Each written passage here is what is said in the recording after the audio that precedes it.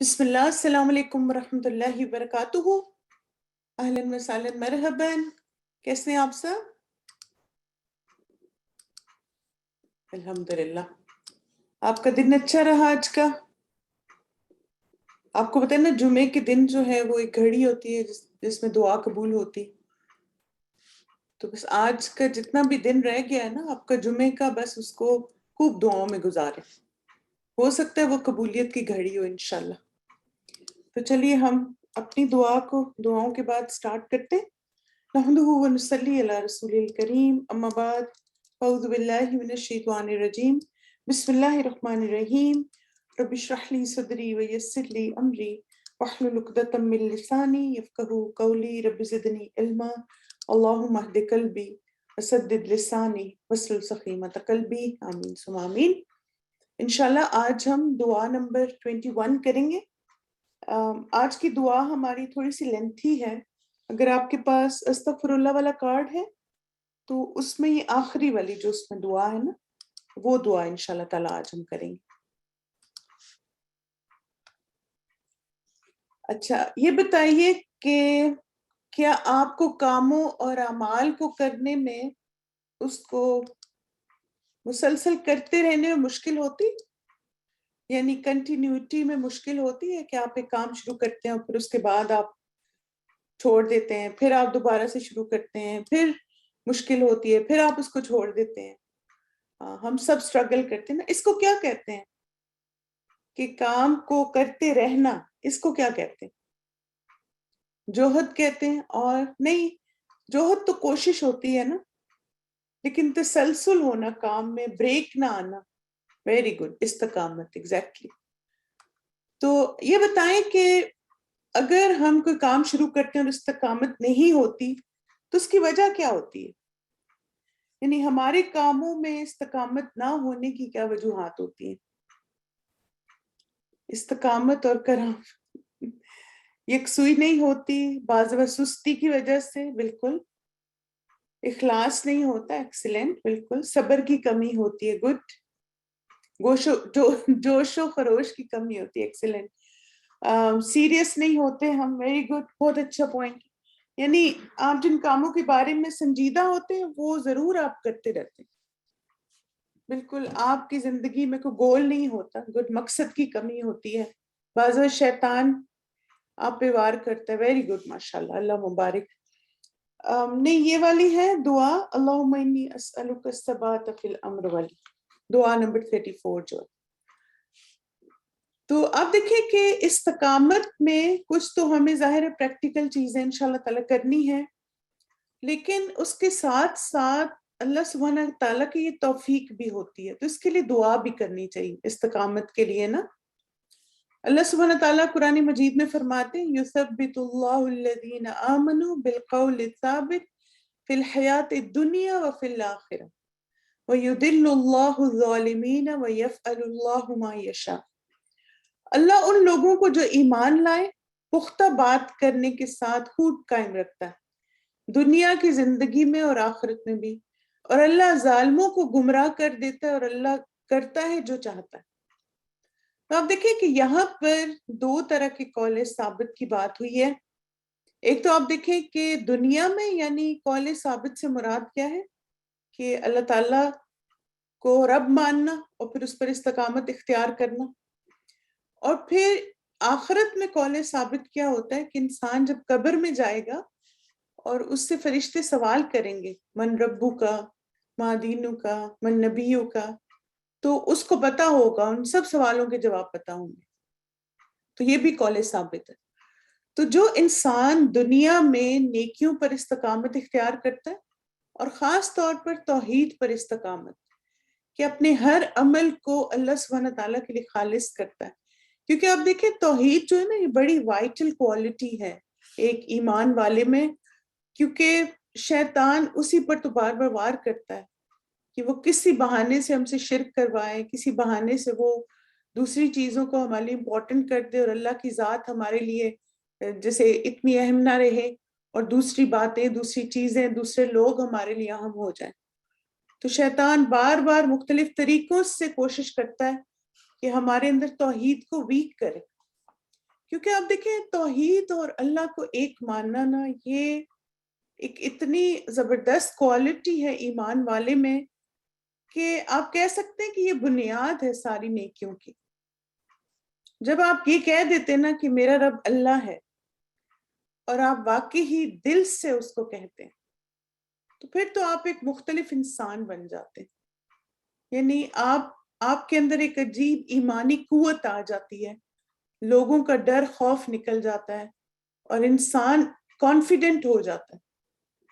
کیونکہ زیادہ تر جو لوگ خوفزدہ رہتے ہیں نا وہ اس وجہ سے کیونکہ دنیا والوں کے خوف بہت ہوتے ہیں.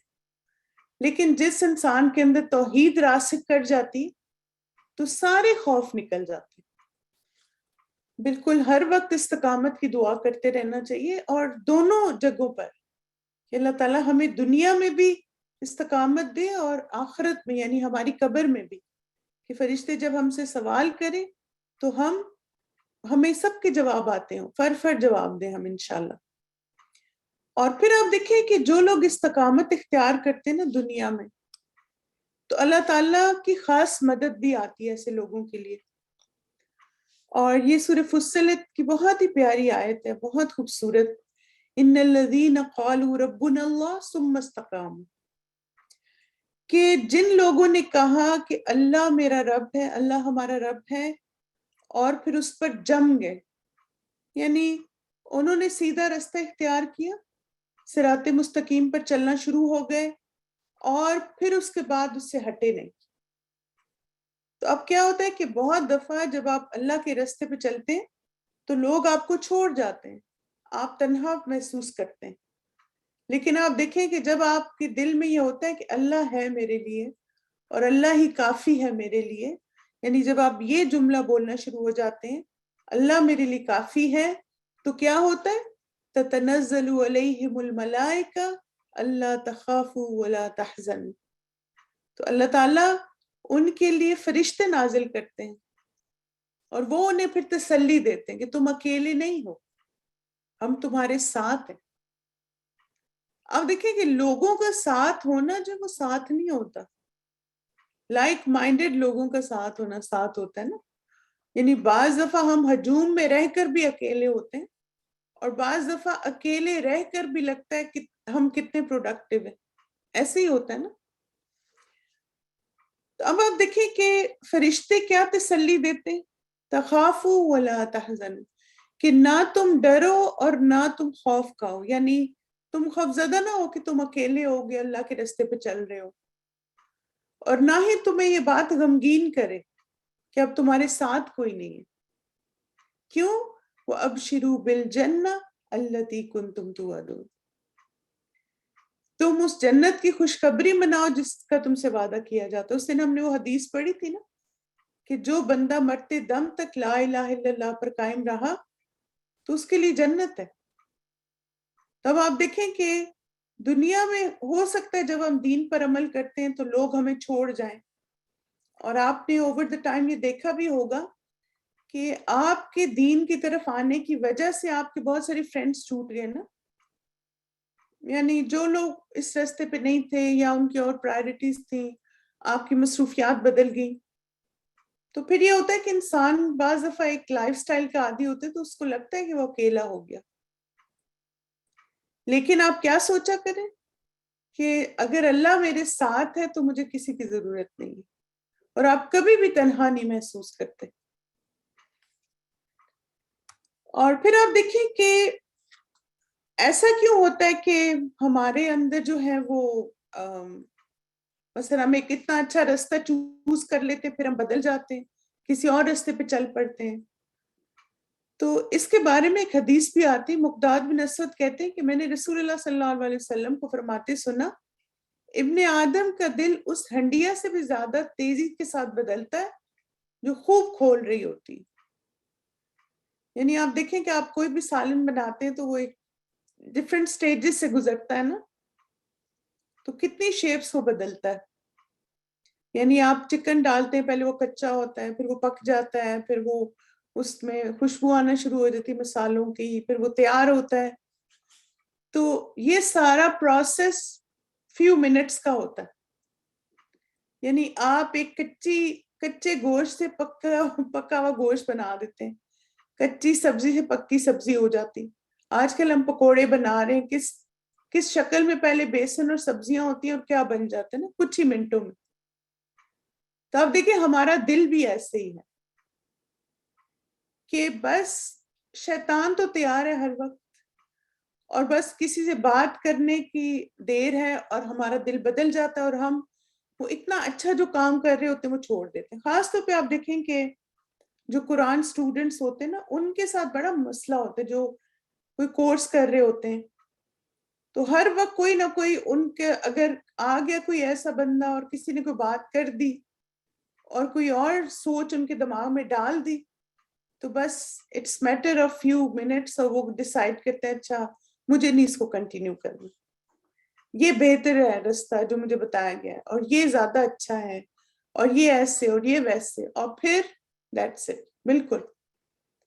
یعنی بعض دفعہ دوسرے آپ کو ڈی مورلائز کرتے ہیں، یہ کیا وہ کام ہے؟ یہ قرآن تو گھر میں پڑھا ہوا بندہ خود بھی پڑھ سکتا ہے، میں نے اس طرح پڑھا، اس نے ویسے پڑھا، اس طرح کر کے نہیں. یہ ڈگری ضروری ہے، وہ ضروری ہے، وہ کرنا ضروری، یہ کرنا ضروری. اور پھر آپ کو ایسے لگتا ہے کہ واقعی آپ جو کر رہے ہیں بڑا معمولی کام ہے، آپ کو کچھ اور کرنا چاہیے. تو سب سوچا کریں کہ آپ جو کر رہے ہیں نا وہ دنیا کا بیسٹ کام ہے. اب دیکھیں قربانی مانگتا دین. ایک دفعہ آپ جب ڈٹرمنڈ ہوتے ہیں پھر آپ کو کوئی چیز نہیں بدل سکتی. آپ کو خود بس ایک اعتماد ہونا چاہیے کہ میں جو کر رہی ہوں نا یہ دی بیسٹ ہے، کیونکہ میں پالش ہو رہی ہوں اور I am becoming the best version of my self. کیونکہ آپ دیکھیں صرف قرآن اور سنت کا رستہ ہے جو ہمیں نکھارتا اور خوبصورت بناتا ہے. ہم دن بدن اور اچھے ہوتے چلے جاتے ہیں.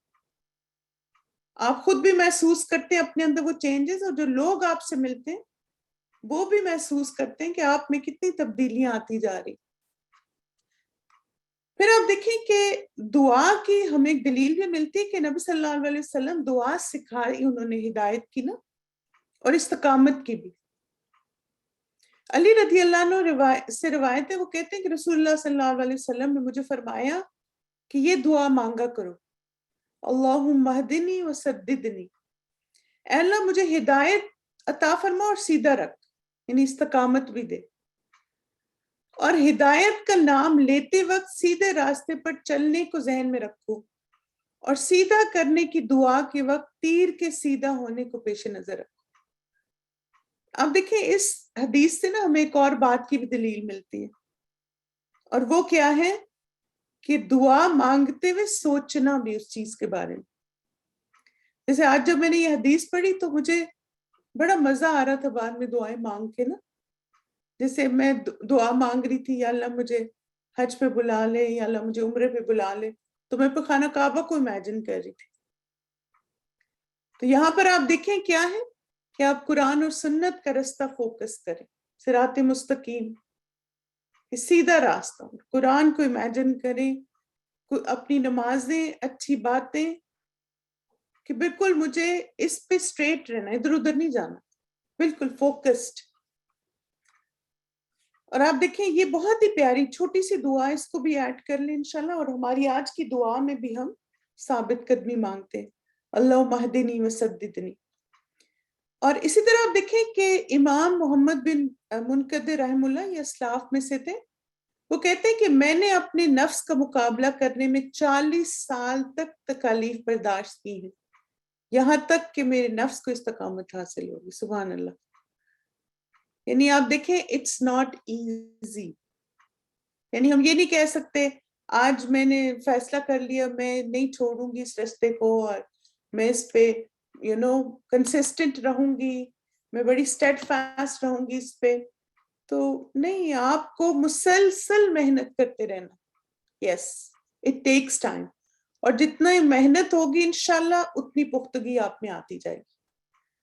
آپ دیکھیں کہ آپ اپنے آپ کو دیکھ لینا، رمضان ابھی ختم ہوگا نا، تو آپ ماشاءاللہ کتنے نفل پڑھ رہے تھے نا آپ.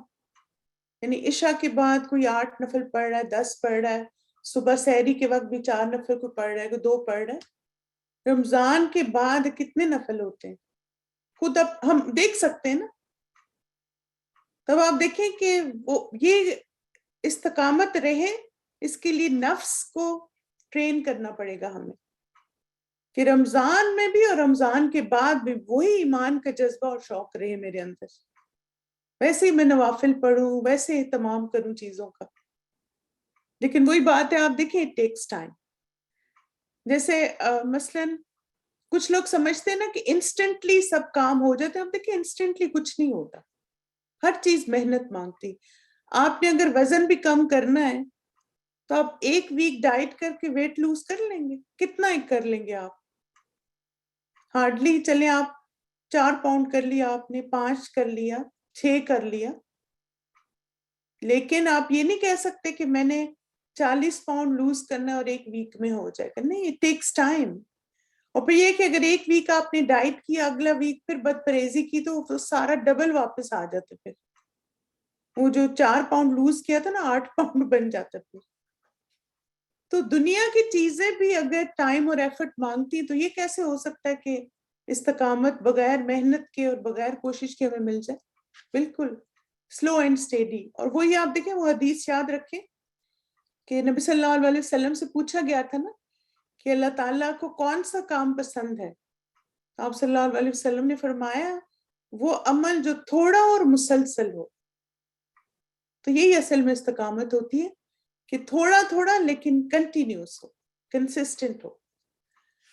تو آج کا جو ہمارا استغفار ہے، اس میں ہم اللہ سے دنیا میں ایسے اعمال کی توفیق مانگ رہے ہیں جو دنیا اور آخرت میں مسلسل ہمیں فائدہ دے انشاءاللہ، اور خاص طور پہ استقامت میں مدد کریں. اور یہ ہمارا استغفار ہے آج کا.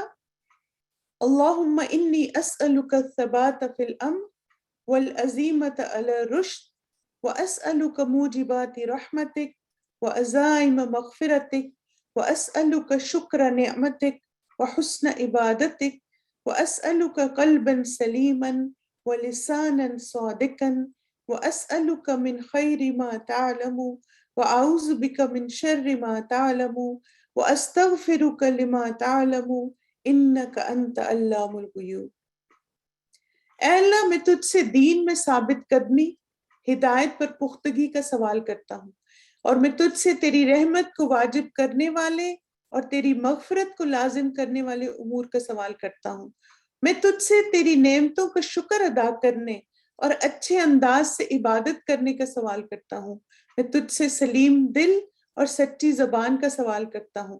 میں تجھ سے ہر اس بھلائی کا سوال کرتا ہوں جسے تو جانتا ہے، اور ہر اس برائی سے تیری پناہ چاہتا ہوں جو تیرے علم میں ہے، اور تجھ سے ان تمام گناہوں کی بخشش چاہتا ہوں جو تیرے علم میں ہے. بے شک تو غیبوں کو خوب جاننے والا ہے. دیکھیں کوئی چیز رہ گئی ہے اس دعا میں؟ سبحان اللہ. یعنی ایسے لگتا ہے کہ ہماری پوری لائف اس میں سمرائز ہو گئی ہے. Oh Allah, indeed I asked you for steadfastness upon deen and firmness upon guidance, and I asked you for that which makes your mercy compulsory and the things that necessitate your forgiveness, and I asked you for the capacity to be grateful for your blessings and to worship you in a beautiful manner, and I asked you for a sound heart, a truthful tongue, and I asked you for all goodness that you know of, and I seek refuge in you from all evil that you know of, and I seek forgiveness from all that you know of. Indeed, it is you who is the knower of the unseen. یہ دعا جو ہے نا، اگر آپ کو نہیں یاد نا تو آپ بھی وہ کریں جو میں نے کیا تھا. اور میں نے یہ کیا تھا کہ میں نے اپنے گول رکھا تھا پچھلے رمضان میں کہ مجھے اس دعا کو یاد کرنے، کہ مجھے اتنی زیادہ یہ دعا پسند. تو انشاءاللہ ابھی اس کو بریک کریں گے نا چھوٹے چھوٹے حصوں میں، تو آپ کو بہت آرام سے سمجھ بھی جب آ جائے گی نا تو پھر آسانی سے انشاءاللہ یاد ہو جائے گی. اور اس دعا کے بارے میں آپ دیکھیں اس کی جو حدیث آتی ہے، 2 حدیث ہیں اس کی، دوسری میں لکھ نہیں سکی لیکن میں اس کا ریفرنس آپ کو دیتی ہوں انشاءاللہ. شداد بن اوس رضی اللہ عنہ کہتے ہیں کہ رسول اللہ صلی اللہ علیہ وسلم نے مجھ سے کہا، اے شداد بن اوس، جس وقت تم دیکھو کہ لوگ سونے چاندی کے خزانے جمع کر رہے ہیں، تم ان کلمات کو کثرت سے پڑھنا. اللہم انی اسألک فی الثبات فی الامر والی، یہ پوری دعا. اور آپ دیکھیں کہ یہاں پر لوگ سونے چاندی کے خزانے جمع کر رہے ہیں، یعنی لوگ اپنی دنیا سمیٹنے میں مصروف ہیں، دنیا کے کاموں میں مصروف ہیں، وہ خوب مال کما رہے ہیں اور پتہ نہیں کیا کچھ کرتے جا رہے ہیں. تو تم کیا کرو؟ تم ان کلمات کو کثرت سے پڑھو.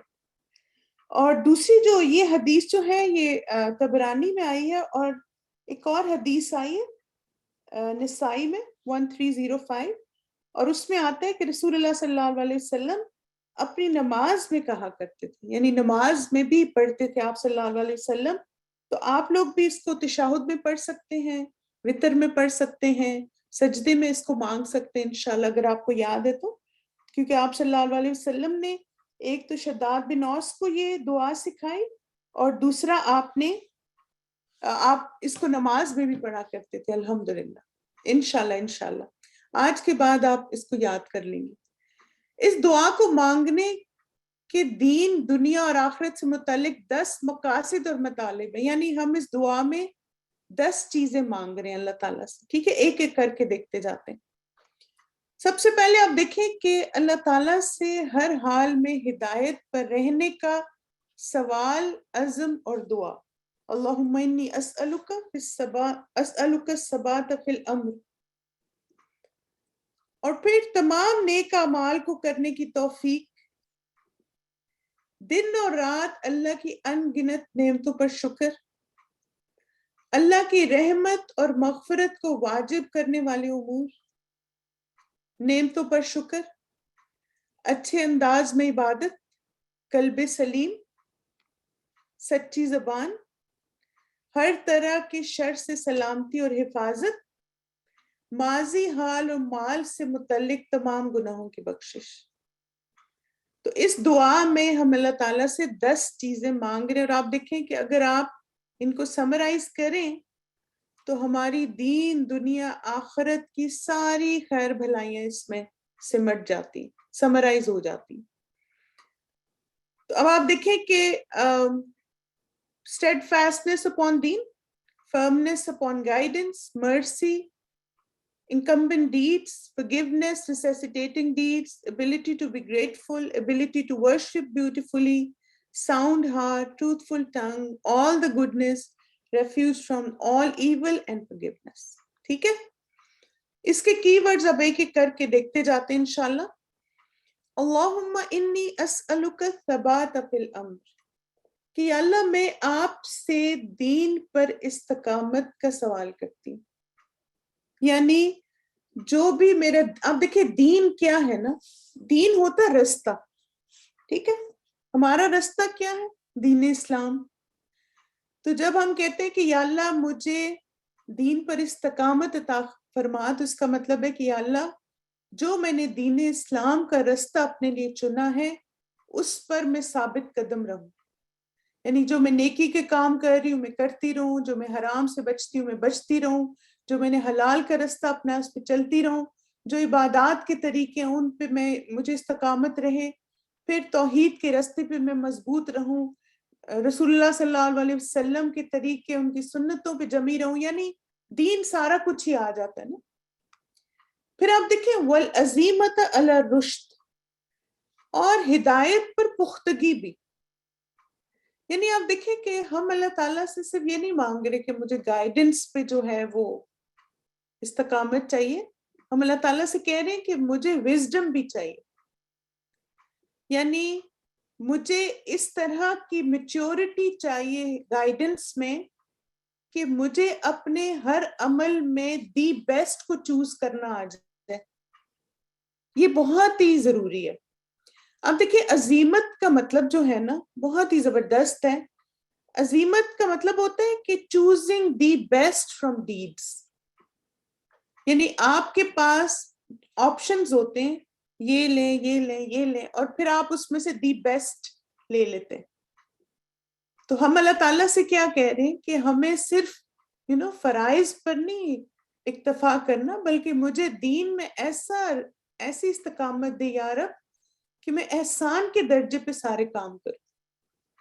Right decision at the right time. یعنی اگر رمضان کی آخری 10 راتیں تو مجھے ان کی ویلیو پتہ ہو اور مجھے یہ پتا ہو کہ مجھے ٹی وی دیکھنے اور گپ شپ اور میسجنگ اور ان چیزوں میں وقت کو ضائع نہیں کرنا. دی بیسٹ چوائس ہر وقت مجھے پتا ہو کہ اس وقت دی بیسٹ کیا ہے.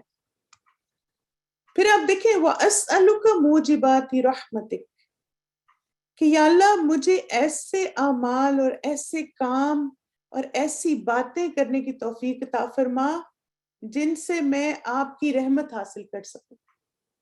کیونکہ آپ دیکھیں اگر اللہ کی رحمت ہم پر ہو جائے تو پھر اور تو ہمیں کچھ نہیں چاہیے نا. اللہ کی رحمت کیا ہے؟ ہر چیز ہی اللہ کی رحمت ہے. ہمارا بولنا، کھانا، پینا، اٹھنا، بیٹھنا، ہدایت، قرآن، سنت، فیملی، ہر چیز اللہ کی رحمت ہے نا. تو اب ہم اللہ تعالیٰ سے جب یہ سوال کرتے ہیں کہ یا اللہ رحمت کو واجب کرنے والے اعمال، تو اس کا مطلب ہے کہ یہ نعمتیں قائم بھی رہے. یعنی یا اللہ آپ کی رحمت ہے کہ آپ نے اتنا کچھ مجھے دیا ہے، تو مجھے ایسے اعمال بھی کرنے کی توفیق دیں کہ یہ رحمت قائم رہے اور مزید میں آپ سے رحمتیں اور برکتیں حاصل کرتی رہوں انشاءاللہ. وَعَزَائِمَ مَغْفِرَتِكَ اور یا اللہ میں ایسے کام کروں. عزائم مغفرت کو سمجھنے کے لیے قرآن کی جو آیت ہے نا، ان الحسنات یذہبن السیئات، کہ بے شک نیکیاں برائیوں کو مٹاتی. تو یا اللہ مجھے ایسے کام کرنے کی توفیق دیں کہ جو کر کے میری سارے گناہ اور برائیاں مٹ جائیں. یعنی میں ایسے کام کروں کہ اللہ تعالیٰ مجھے معاف کر دے. یعنی اتنا زبردست وہ عمل ہو کہ اللہ تعالیٰ راضی اور خوش ہو جائے اور مجھے معاف کر دے، میری مغفرت ہو جائے. یعنی ایسا زبردست ہم کام کریں، ایسا زبردست عمل کریں کہ اللہ سبحانہ تعالیٰ خوش ہو کے ہمیں معاف کر دے اور قیامت کے دن ہمیں جنت عطا کر دے انشاءاللہ. اور پھر وَأَسْأَلُكَ شُكْرَ نِعْمَتِكَ کہ یا اللہ میں آپ سے سوال کرتی ہوں کہ مجھے توفیق دیں کہ میں آپ کی جو نعمتیں ہیں ان کا شکر ادا کر سکوں. اور کون کون سی نعمتیں ہیں؟ دل میں بھی شکر ادا کروں، زبان سے بھی کروں اور عمل سے بھی کروں. یعنی کوئی دن ایسا نہ گزرے جب میں اپنی ساری نعمتوں پہ شکر گزار نہ ہوں. یعنی کوئی بھی دن ہمارا الحمدللہ کے بغیر نہ گزرے. آپ دیکھیں نا، ایک تو ہم کچھ جیسے ایسے ہر وقت کچھ نہ کچھ بولتے رہتے ہیں نا، تو اس کو ریپلیس کر رہے ہیں الحمدللہ سے. آپ کو درد ہو رہا ہے، اٹھ کے کھڑے ہوں تو الحمدللہ. آپ کو کچھ بھی تکلیف نہیں، الحمدللہ. کچن میں تو الحمدللہ. یعنی چلتے پھرتے اٹھتے بیٹھتے انسان اپنی نعمتیں دیکھے، چیزیں دیکھے اور اللہ کا شکر گزار.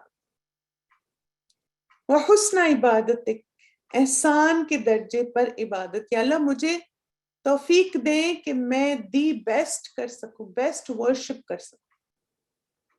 کیونکہ اللہ سبحانہ تعالیٰ کو محسنین کی عبادت پسند، تو ہمیں بھی اللہ تعالیٰ کی ایسی عبادت کرنی بہترین.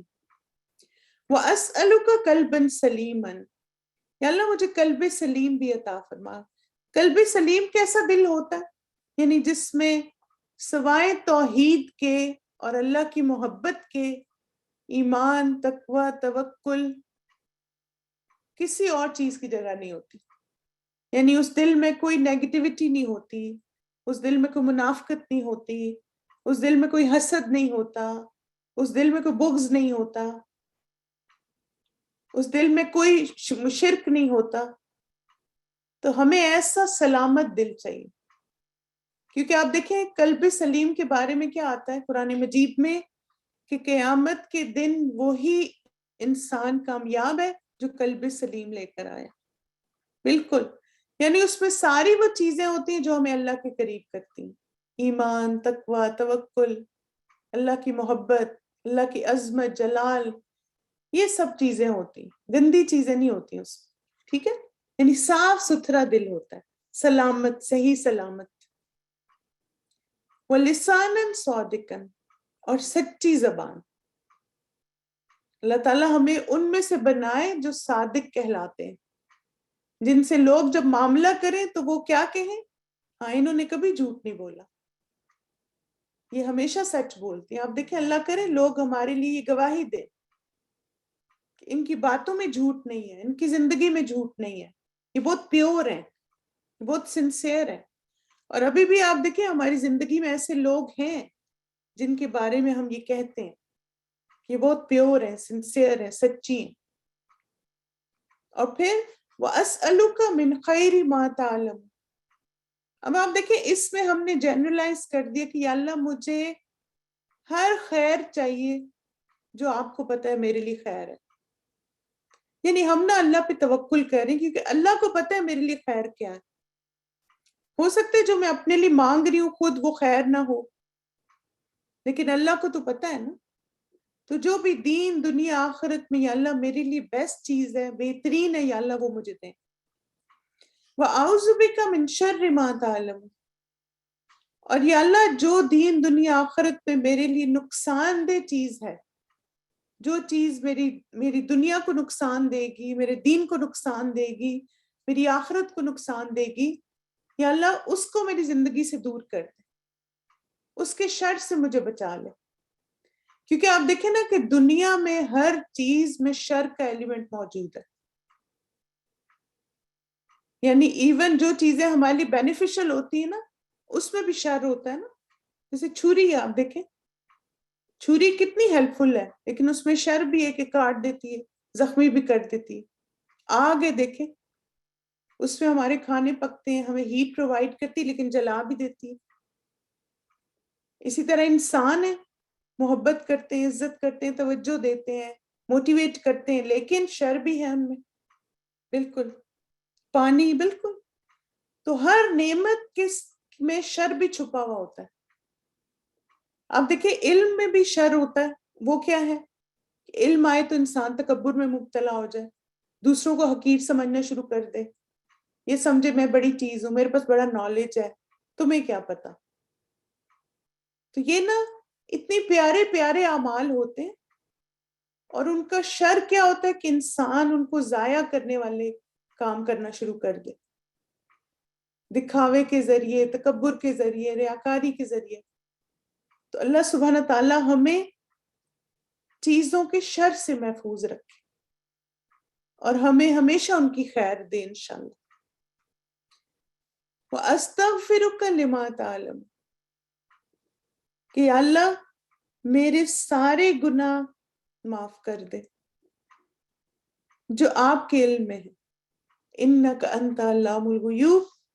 کہ آپ کو پتہ ہے کہ کون سے میرے گناہ ظاہری ہیں، چھپے ہوئے ہیں، جو میں نے پاسٹ میں کیے، پریزنٹ میں کیے، فیوچر میں کیے. اللہ تعالیٰ کو سارے گناہوں کا علم ہے. تو یا اللہ میرے وہ سب گناہ معاف کر دے. آمین. تو چلیں اس کا لفظی ترجمہ دیکھ لیتے ہیں. اللہم انی اسألک الثبات فی الامر. اے اللہ میں تجھ سے دین میں ثابت قدمی، والعزیمت علی الرشد، ہدایت پر پختگی کا سوال کرتا ہوں. واسألک موجبات رحمتک، اور میں تجھ سے تیری رحمت کو واجب کرنے والے اعمال، وعزائم مغفرتک، اور تیری مغفرت کو لازم کرنے والے امور کا سوال کرتا ہوں. واسألک شکر نعمتک، اور میں تجھ سے تیری نعمتوں کا شکر ادا کرنے، وحسن عبادتک، اور اچھے انداز سے عبادت کرنے کا سوال کرتا ہوں. واسألک قلبا سلیما، میں تجھ سے سلیم قلب کا سوال کرتا ہوں، دل کا سوال کرتا ہوں. ولسانا صادقا، میں تجھ سے سچی زبان کا سوال کرتا ہوں. واسألک من خیر ما تعلم، میں تجھ سے ہر اس بھلائی کا سوال کرتا ہوں جسے تو جانتا ہے. واعوذ بک من شر ما تعلم، اور ہر اس برائی سے تیری پناہ چاہتا ہوں جو تیرے علم میں ہے. واستغفرک لما تعلم، اور تجھ سے ان تمام گناہوں کی بخشش چاہتا ہوں جو تیرے علم میں ہے. انک انت علام الغیوب، بے شک تو غیبوں کو خوب جاننے والا ہے. اب دیکھیں کہ اس طرح نا چھوٹے چھوٹے جملوں میں اس دعا کو یاد کریں، ٹھیک ہے؟ اس طرح آپ کو جلدی یاد ہوگی. پوری دعا ایک ہی دفعہ کرنا شروع کریں گے تو مشکل ہوگی آپ کو. اور پھر میننگ ذہن میں رکھیں. مجھے اسی طرح یاد ہوئی تھی کہ پہلے ثابت قدمی ہے، پھر ہدایت ہے، پھر رحمت کو واجب کرنا ہے، مغفرت کو لازم کرنا ہے، نعمتوں کا شکر ہے، اچھے انداز میں عبادت ہے، قلب سلیم ہے، سچی زبان ہے، بھلائی کا سوال ہے، برائی سے بچنا ہے، گناہوں کی بخشش ہے، اور اللہ ہر چیز جانتا ہے.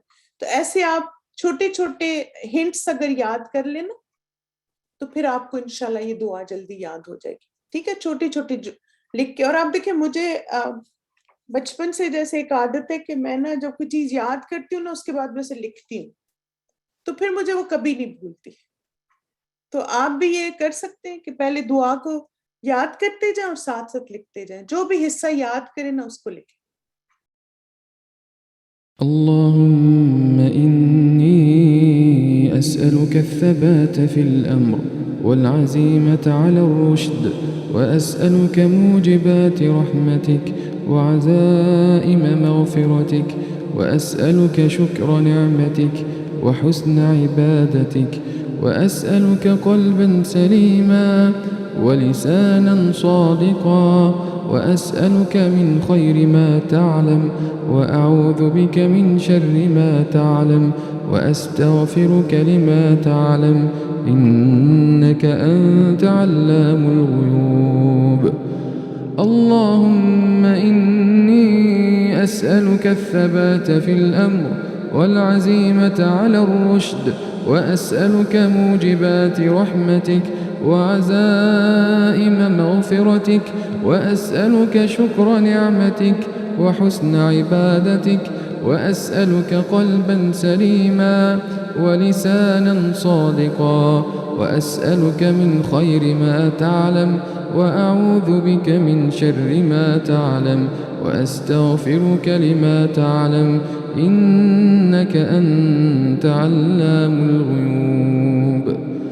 اللهم إني أسألك الثبات في الأمر والعزيمة على الرشد وأسألك موجبات رحمتك وعزائم مغفرتك وأسألك شكر نعمتك وحسن عبادتك وأسألك قلبا سليما ولسانا صادقا وأسألك من خير ما تعلم وأعوذ بك من شر ما تعلم وأستغفرك لما تعلم إنك أنت علام الغيوب. پھر انشاءاللہ میں آپ کو اس کی ریسائٹیشن بھی سناتی ہوں, وہ شیئر بھی آپ سے کر لیں گے, اس کو بھی بار بار سنیں, اس سے بھی آپ کو جلدی یاد ہو جائے گی. ٹھیک ہے, تو چلیے اس کو سنتے ہیں شیخ کی آواز میں اور ساتھ ساتھ ریپیٹ کرتے ہیں. بسم اللہ.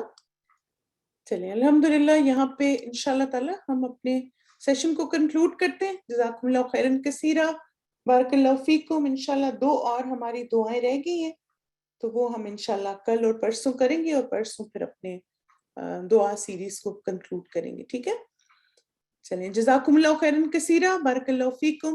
سبحانک اللہم و بحمدک, اشہد ان لا الہ الا انت, استغفرک و اتوب الیک. السلام علیکم ورحمۃ اللہ وبرکاتہ. وإیاکم آمین.